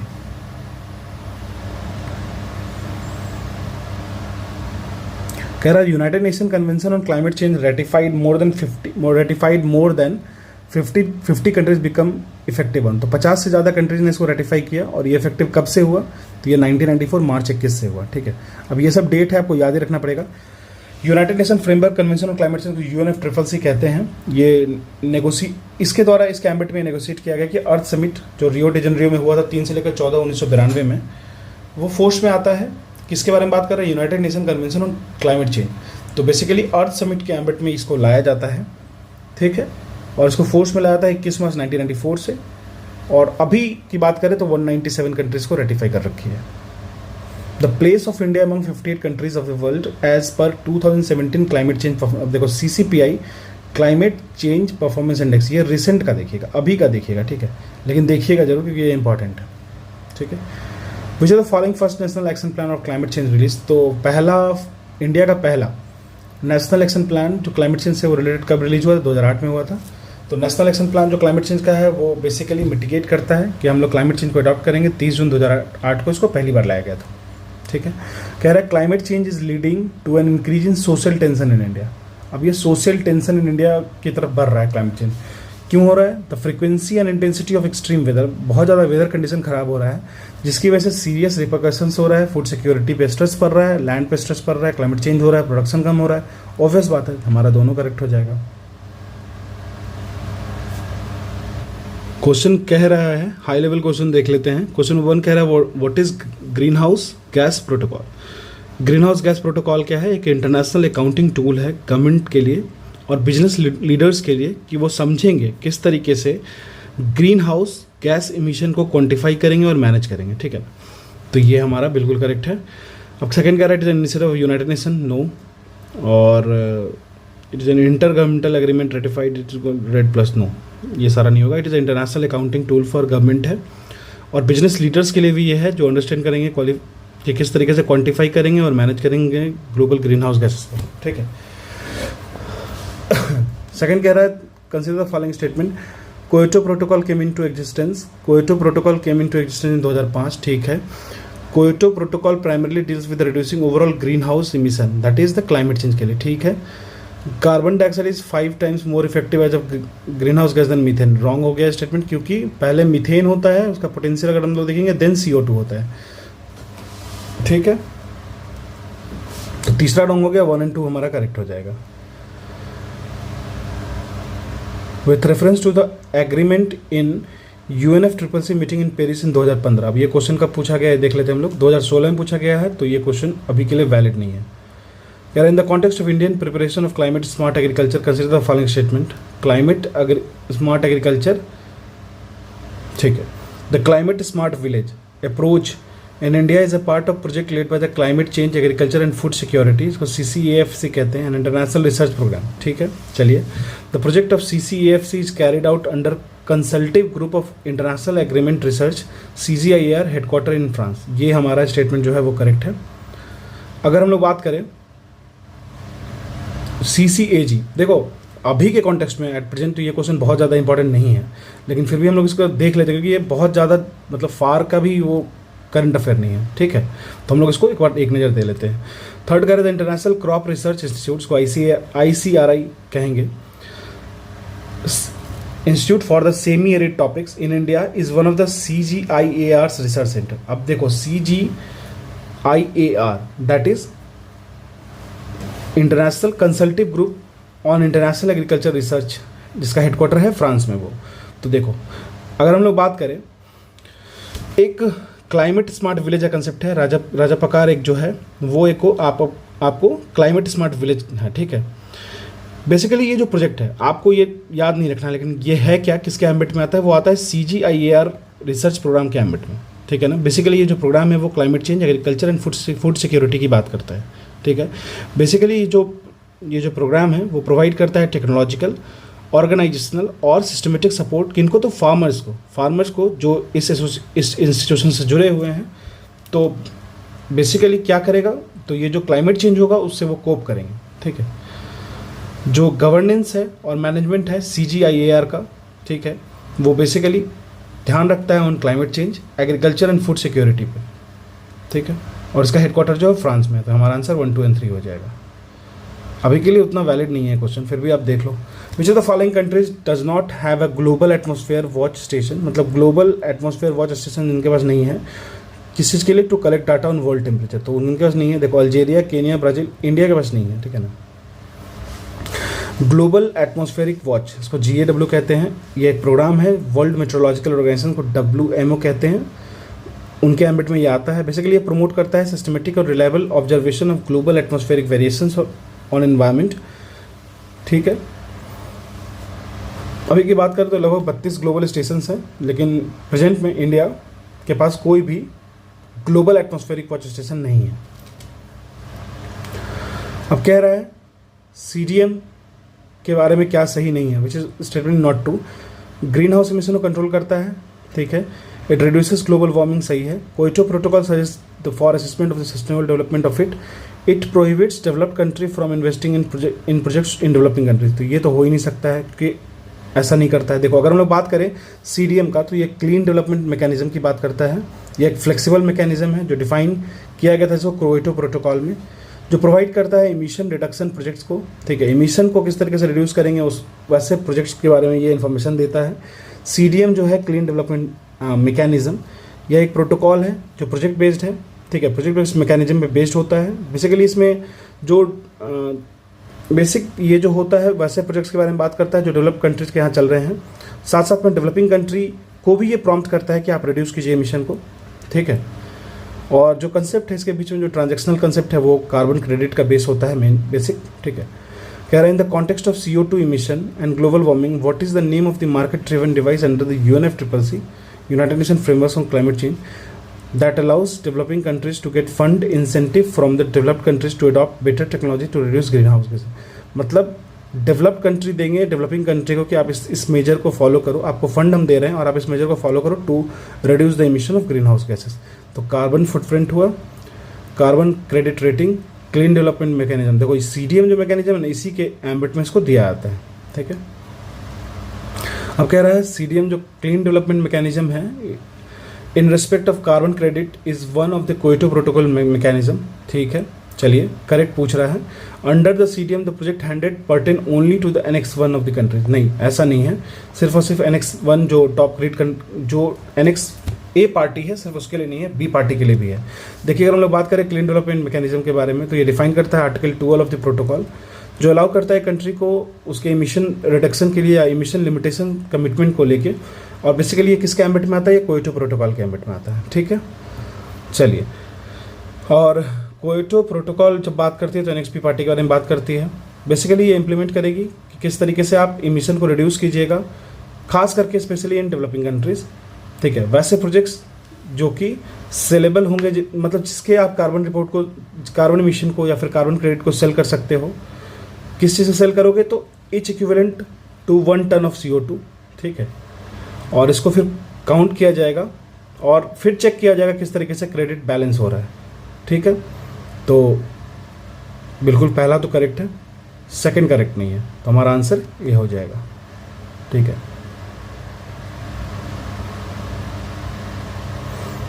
चल बेसिकली जो Annex 1 पार्टीज होती है ना, वो कंट्रीज़ की वो लिस्टेड होते हैं Annexer 1 ऑफ द ट्रीटी। मतलब जो ट्रीटी का Annexer 1 है उसमें मेंशन होता है। बेसिकली जो इंडस्ट्रियलाइज कंट्रीज़ होते हैं वो, नॉन Annex 1 पार्टी जो होते हैं वो डेवलपिंग कंट्रीज उसके अंदर आते हैं। ठीक है, चलिए, which the following is not true for India to combat the adverse effect of climate change. इसमें से कौन जो है वो ट्रू नहीं है। Establishment of clean development mechanism ठीक है। Investment of 100 crore to the initial corpus under national adaptation fund, ये भी सही है। Not attended the 19th mission of basic of sun city South Africa health city. देखो ये करंट अफेयर का question हो जाएगा, तो आप इसको इग्नोर कर सकते हो अभी यहाँ के लिए। ठीक है, which of the following is not correctly match. में से कौन जो है करेक्टली मैच नहीं है। देखो फर्स्ट वर्ल्ड क्लाइमेट कॉन्फ्रेंस 1979 में हुआ था। फर्स्ट अर्थ समिट एजेंडा 21 बिल्कुल करेक्ट है। अर्थ समिट +5 ये 1997 में। ठीक है, कार्बन ट्रेडिंग की बात करें तो वो मॉन्ट्रियल प्रोटोकॉल की बात नहीं होता है, वो क्योटो की बात करता है, तो हमारा आंसर डी हो जाएगा। अब देखो ये करंट अफेयर क्वेश्चन है तो इसको स्किप करो, कोई दिक्कत नहीं है।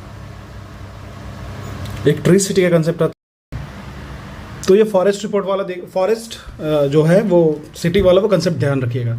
अब कह रहा है consider the following pair sometimes in news और उसकी ओरिजिन। तो Annex 1 कंट्रीज़ की अगर ओरिजिन की बात करें ना, तो ये आपको क्योटो प्रोटोकॉल में देखने को मिलेगा, क्योटो प्रोटोकॉल में देखने को मिलेगा। ठीक है, अगर क्लीन डेवलपमेंट मैकेनिज्म की बात करें तो ये भी क्योटो प्रोटोकॉल का ही है, तो हमारा ये तीसरा करेक्ट है, सिर्फ थर्ड करेक्ट है, तो हमारा आंसर सी हो जाएगा, क्योंकि सर्टिफाइड इमिशन रिडक्शन जो था वो आपको नागोया से नहीं था। ठीक है, Annex 1 कंट्रीज़ पता ही है पार्टिसिपेट करती है फर्स्ट क्योटो प्रोटोकॉल में।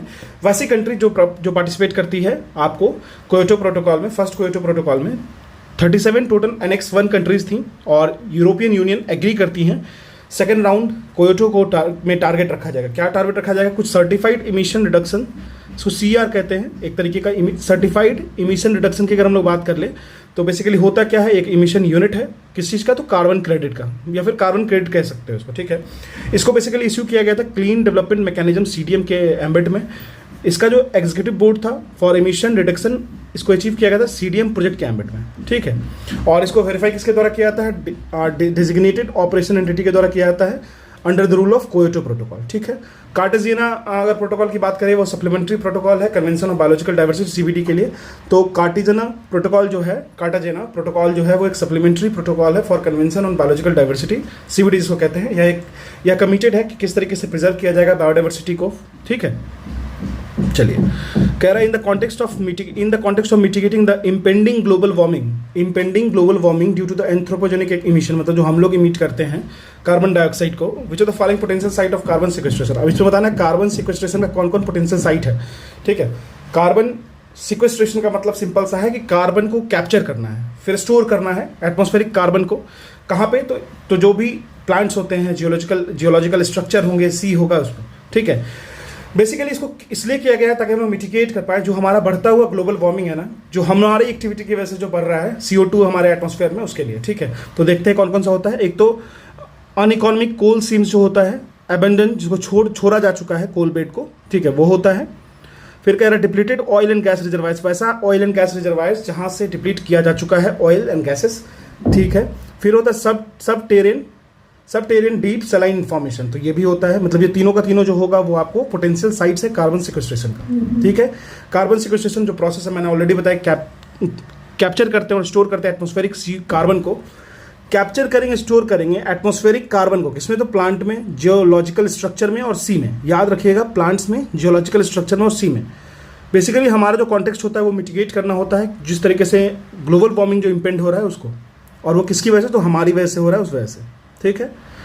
जो अबंडन या फिर अनइकोनॉमिकल कोल सीम्स होते हैं, या फिर depleted oil and gas reservoir हो गया, या फिर सबटेरियन डीप सलाइन फॉर्मेशन हो गया, ये पोटेंशियल साइट्स होते हैं कार्बन सिक्वेस्ट्रेशन का। वेरी इंपॉर्टेंट क्वेश्चन, ठीक है।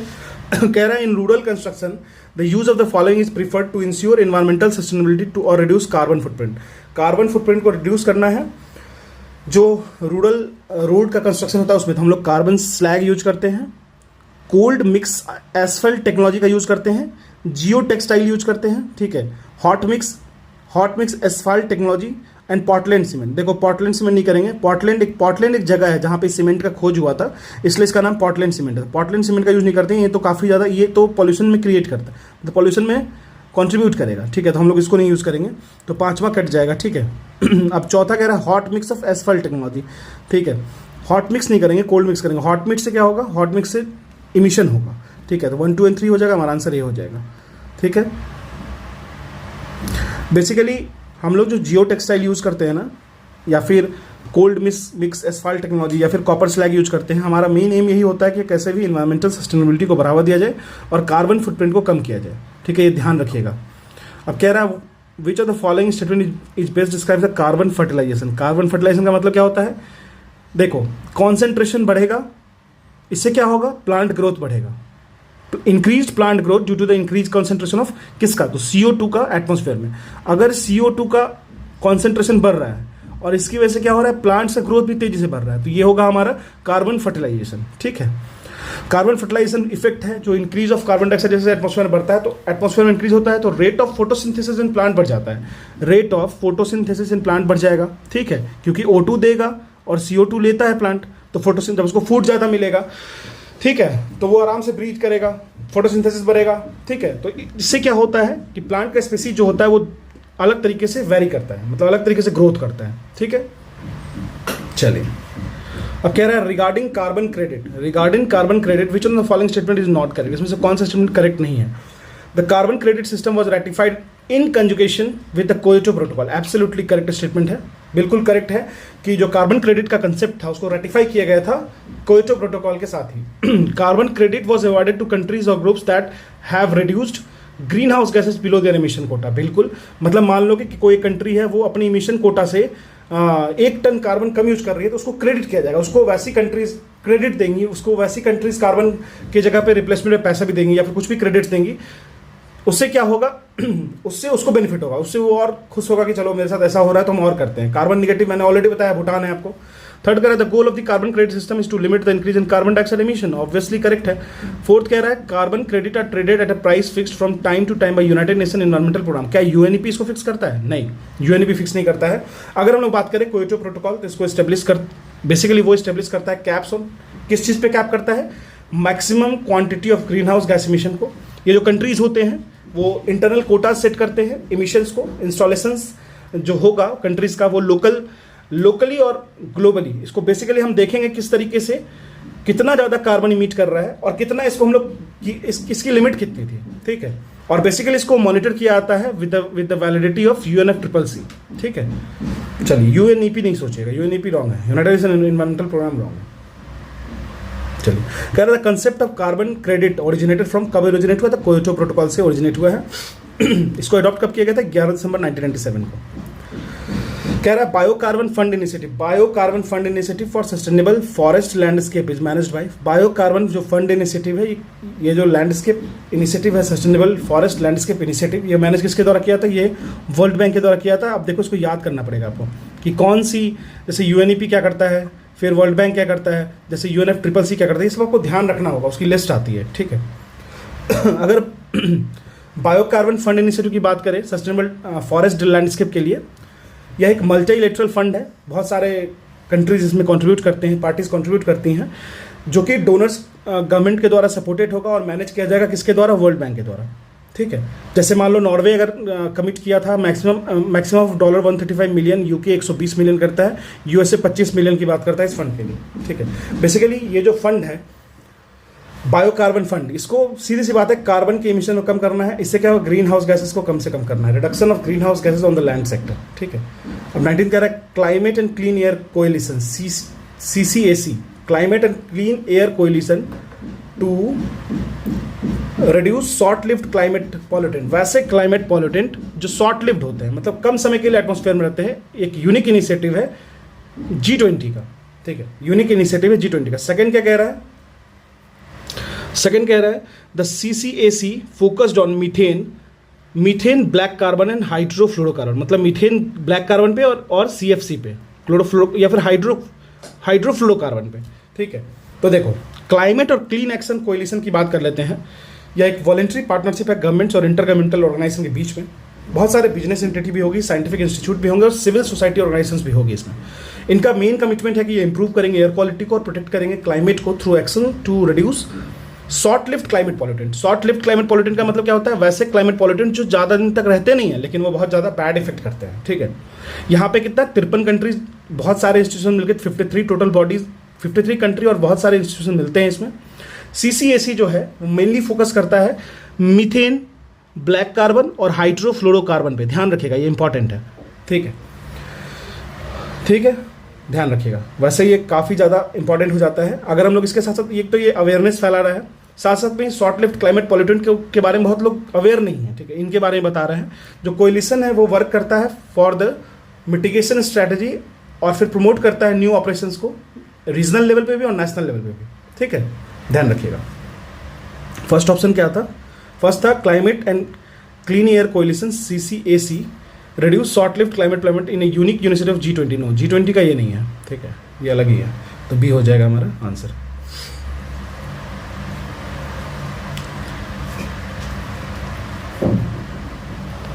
अब कह रहा है next question concerning the forest carbon partnership facility, ठीक है, FCPF। यह एक ग्लोबल पार्टनरशिप है गवर्नमेंट, बिजनेस, सिविल सोसाइटी और इंडिजिनस पीपल का। बिल्कुल सही है, करेक्ट स्टेटमेंट है। It provide financial aid to the universities individual scientist. It provide the financial add.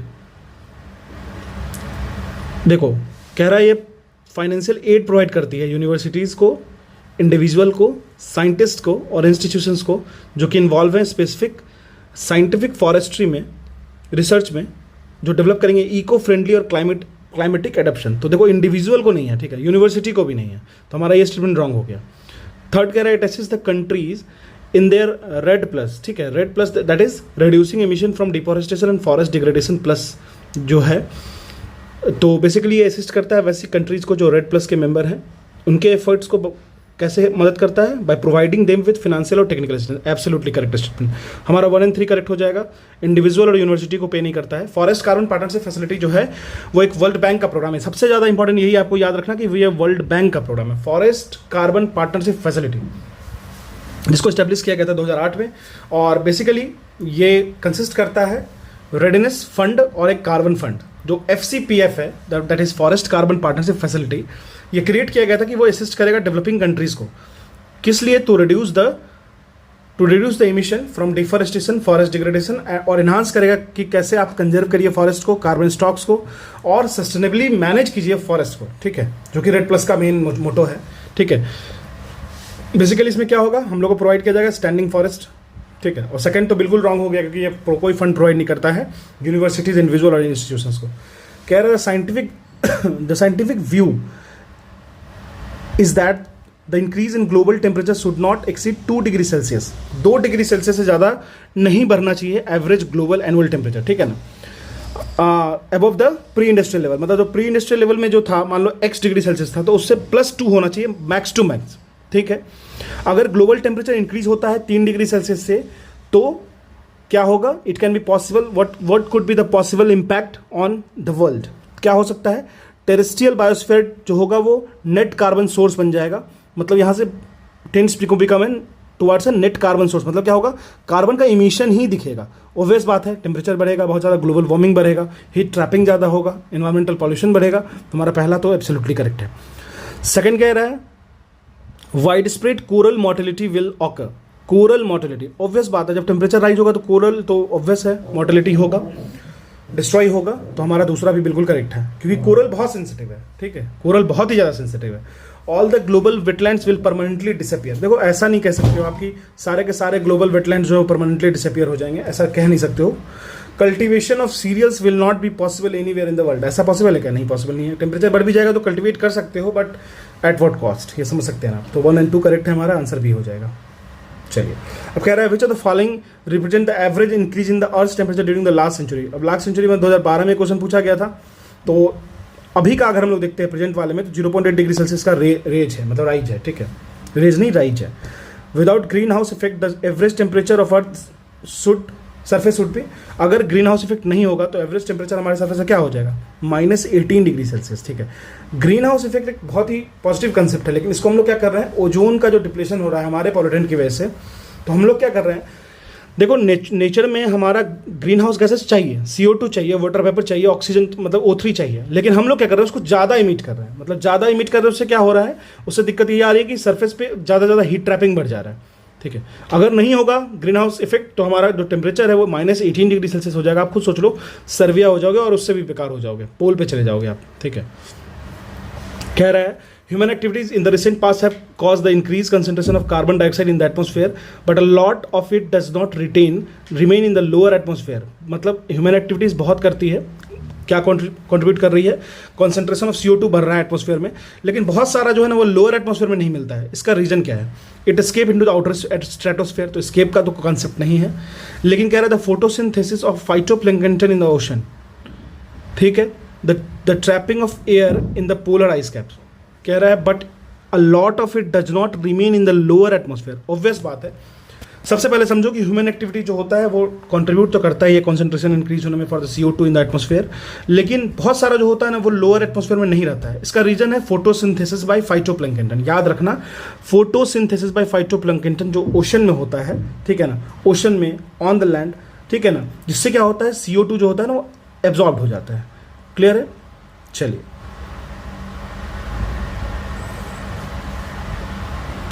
25 क्या कह रहा है, what would happen if phytoplankton of N ocean is completely. अब देखो यही डिस्ट्रॉय हो जाएगा तो CO2 बहुत ज़्यादा बढ़ जाएगा ना, बहुत ज़्यादा इसका इमिशन, तो ocean as a carbon sink would be adversely affected. बिल्कुल, ओशन जो कार्बन सिंक की तरह बिहेव कर रहा है, CO2 को एब्जॉर्ब कर रहा है, वो तो कर नहीं पाएगा, तो वो सारा कहाँ जाएगा, तो हमारे लेयर पे, हमारे अर्थ के एटमॉस्फेयर में रहेगा, तो उससे बहुत ज़्यादा ग्लोबल वार्मिंग बढ़ जाएगा। तो हमारा पहला तो करेक्ट है।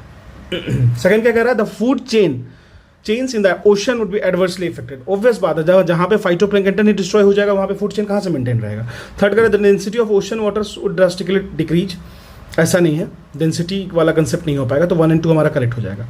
फाइटोप्लैंक्टन आपको पता है कि अगर वो कंप्लीटली डिस्ट्रॉय हो जाता है कुछ रीजन से, तो कार्बन सिंक जो होता है वो निगेटिवली बिहेव करेगा, एडवर्सली इफेक्टेड हो जाएगा।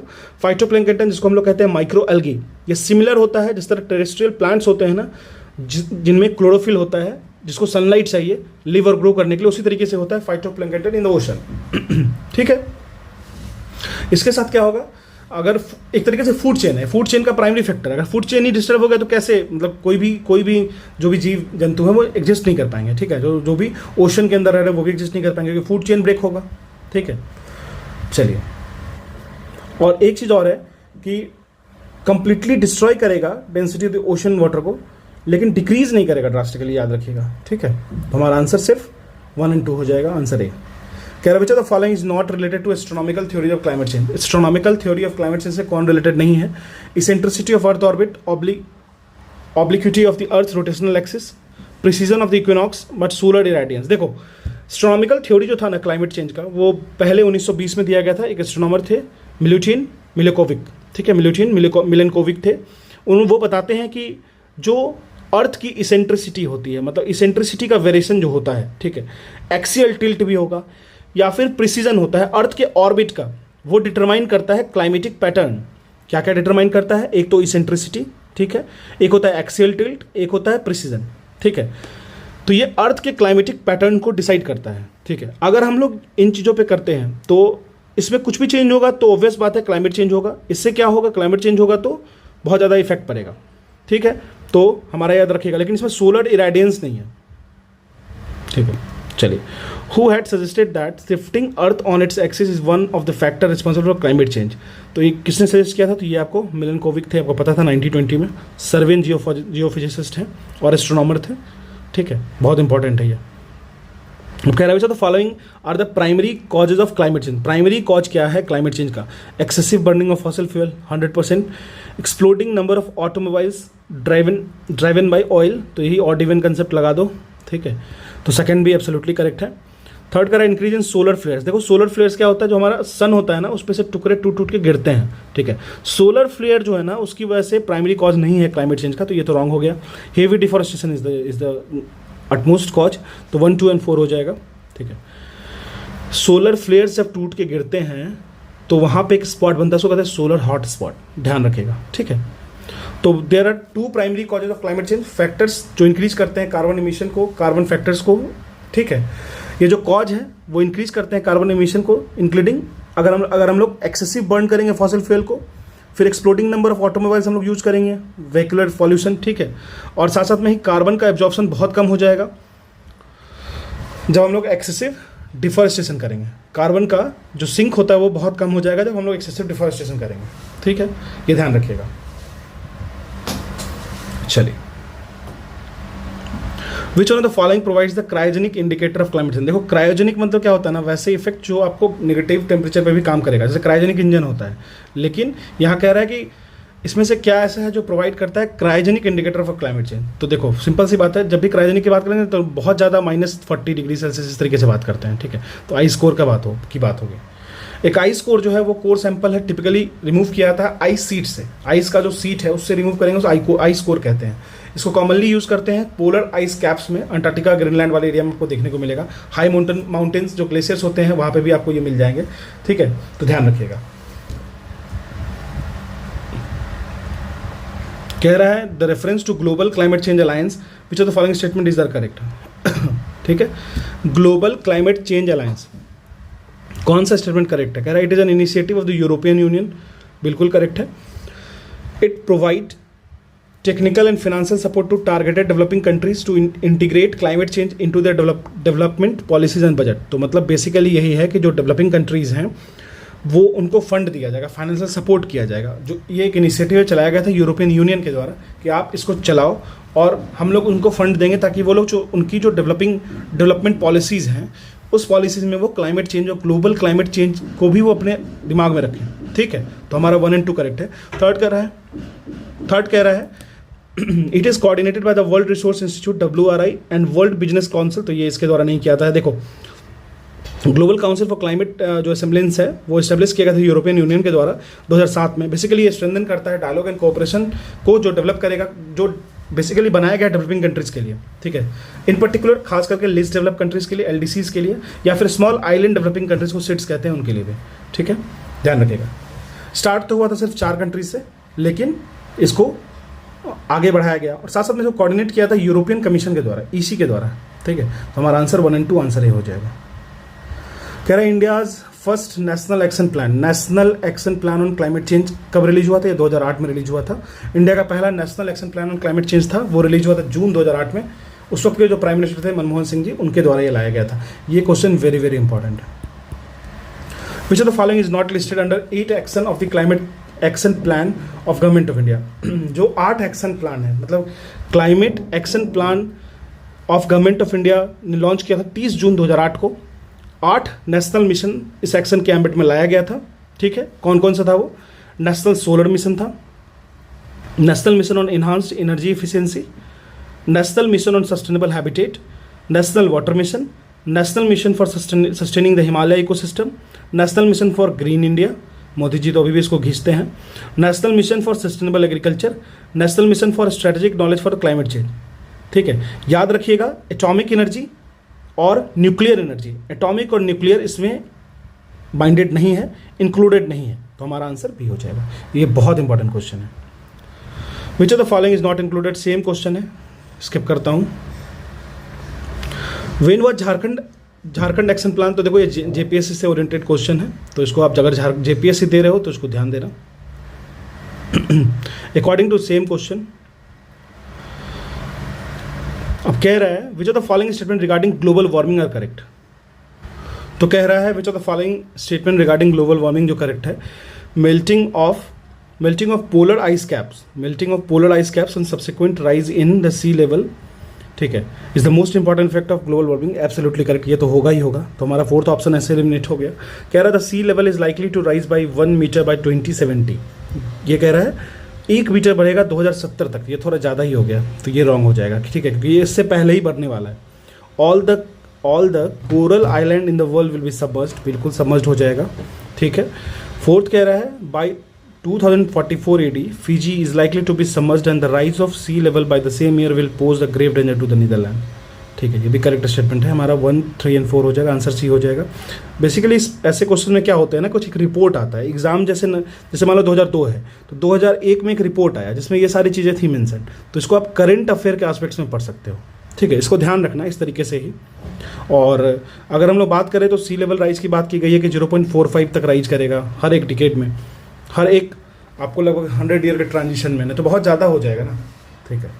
विच of the following statement are correct about the deposit of methane hydrate? Methane hydrate का जो डिपॉजिट होता है उसके बारे में कौन सा स्टेटमेंट यहाँ पे करेक्ट है? देखो नाम सजेस्ट कर रहा है मीथेन हाइड्रेट।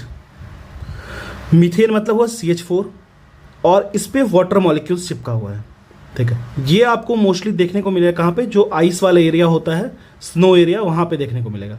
और अगर ग्लोबल वार्मिंग बढ़ता है तो ये जो आइस में दबा हुआ मीथेन है, जिसको मीथेन हाइड्रेट कह रहे हो आप, वो ट्रिगर हो जाएगा और एटमॉस्फेयर में आ जाएगा, जिसके कारण ये भी कंट्रीब्यूट करेगा ग्लोबल वार्मिंग में, ठीक है। तो इसका स्टेटमेंट देखते हैं। Global warming might trigger the release of methane gas, absolutely correct. Large deposits of methane hydrate are found in the Arctic tundra under the sea floor, बिल्कुल करेक्ट है। आर्कटिक एंटार्कटिक ये दोनों ही टुंड्रा वाले reason में आपको sea floor के bed पे देखने को मिलेगा, जहाँ पे ये बेसिकली स्नो के अंदर दबा होता है। Methane in atmosphere oxidizes to carbon dioxide after a decade और 2, बिल्कुल करेक्ट है। तो हमारा आंसर 1, 2 और 3 हो जाएगा। मतलब मीथेन जो होता है वो एटमॉस्फेयर में ऑक्सीडाइज करता है CO2 के तौर पे, एक कम से कम उसको डिकेड या 2 डिकेड, 1 डिकेड या 2 डिकेड लगता है, इतना समय लगता है, मतलब वो बहुत दिन तक आपको एग्जिस्ट करेगा एटमॉस्फेयर में, ठीक है। कह रहा है scientist of Manchester university recently suggested controlling global warming by cloud brightening over the Pacific ocean through geo engineering. What is the following substance is not used in this? देखो अगर हम लोग बात करें सी वाटर का, तो किस तरीके से उसमें ब्राइटनिंग क्लाउड्स को यूज़ करेंगे, जो कि क्या करेगा, मैक्सिमम रिफ्लेक्शन करेगा सन रेज का।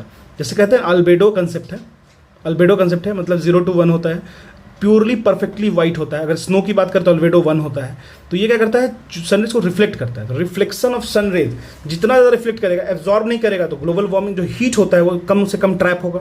ठीक है, तो उसमें क्या क्या नहीं है, तो देखो बेसिकली इसको लाया गया है टू कंट्रोल ग्लोबल वार्मिंग।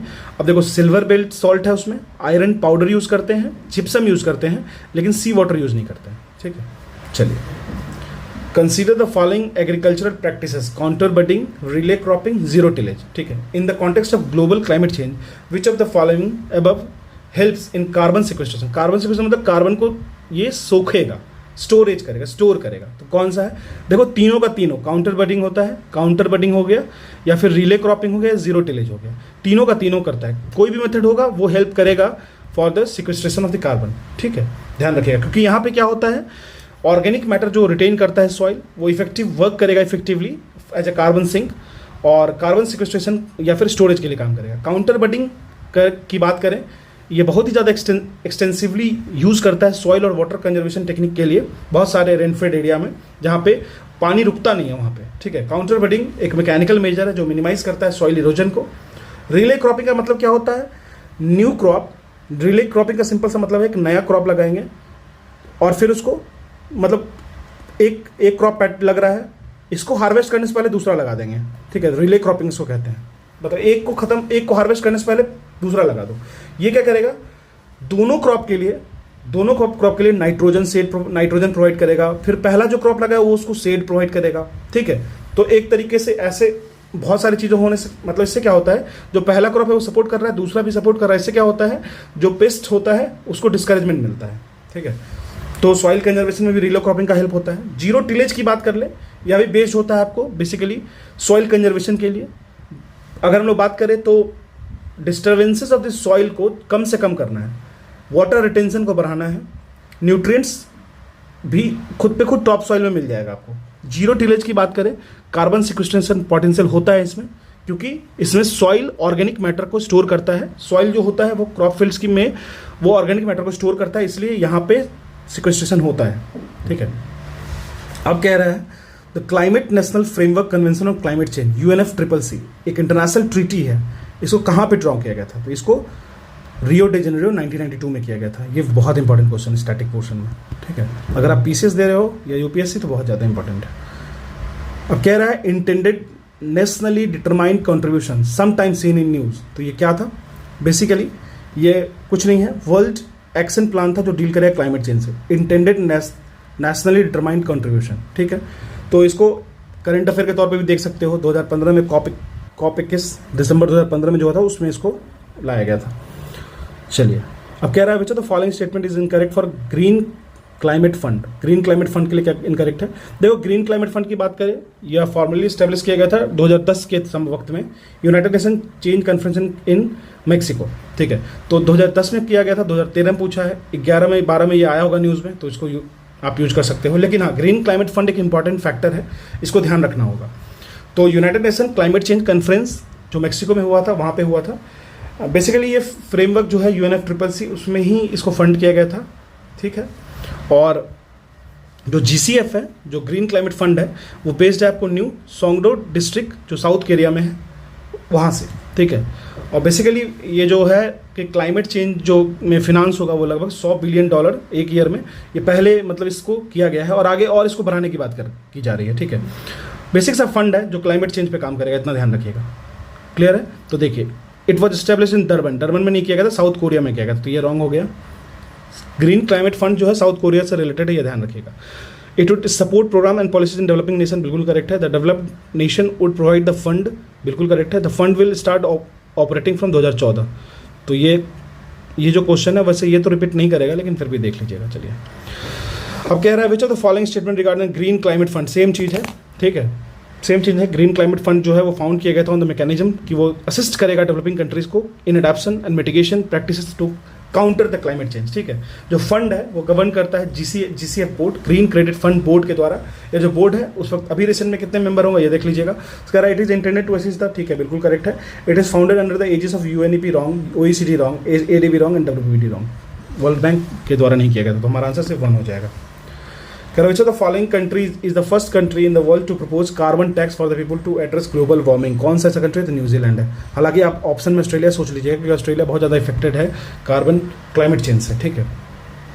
इसको इंप्लीमेंट किया गया था 2005 में और 2006 में पूछा गया है, तो highly current affair oriented. With reference to deep carbon observatory, deep carbon observatory, which of the following statement is are correct? कह रहा है यह एक ग्लोबल रिसर्च प्रोग्राम है जो आउटरीच करता है वैसे रोल्स को, जो अर्थ पे जो कार्बन है उसके रोल को समझता है। बिल्कुल करेक्ट है। It conducts field observation of deep microbial ecosystem. बिल्कुल, जो डीप माइक्रोबियल इकोसिस्टम है उसकी वजह से मतलब जो क्या कार्बन का आउटब्रेक है अर्थ के सरफेस पे, उसको भी ये रीच करता है। तो दोनों करेक्ट है। अब कह रहा है due to their extensive rice cultivation some regions may be contributing to the global warming. To what possible reasons are this attributable? ठीक है। anaerobic condition मतलब विदाउट एयर के प्रेजेंस में जो भी हम लोग कर रहे हैं, anaerobic conditions associated with rice cultivation cause emission of methane. बिल्कुल करेक्ट है। मीथेन बेड भी कहते हैं राइस पैडी फील्ड को, ठीक है। तो हमारा ये करेक्ट हो जाएगा। When nitrogen based fertilizer are used nitrous oxide is emitted from the cultivated soil. बिल्कुल ये भी करेक्ट है, ठीक है। देखो सीधी सी बात है, दोनों करेक्ट है। एनारोबिक कंडीशन जो होता है वो राइस कल्टीवेशन से एसोसिएटेड है। एनारोबिक, एरोबिक नहीं, एनारोबिक कंडीशन, ठीक है। इसके कारण क्या होता है? इमिशन होता है मीथेन का। जब नाइट्रोजन बेस्ड फर्टिलाइजर हम यूज करते हैं एनपीके, नाइट्रस ऑक्साइड जो होता है वो इमिट होता है, नाइट्रेट नहीं, नाइट्रस ऑक्साइड, ये ध्यान रखिएगा, ठीक है। और इमिट होता है कल्टिवेटेड सॉइल से, जिसके कारण क्या होता है आपको और ज़्यादा से ज़्यादा ग्लोबल वार्मिंग कंट्रीब्यूट करता है। चलिए 47 लास्ट क्वेश्चन कह रहा है which of the following statement are true regarding the membership of Asia Pacific partnership. Asia Pacific partnership के बारे में ये देख लेते हैं। देयर पॉपुलेशन अकाउंट फॉर, देखो अब ये सब करंट अफेयर है, अगर आप करंट अफेयर देखोगे तो ये सब चीज़ें समझ में आ जाएंगी आपको।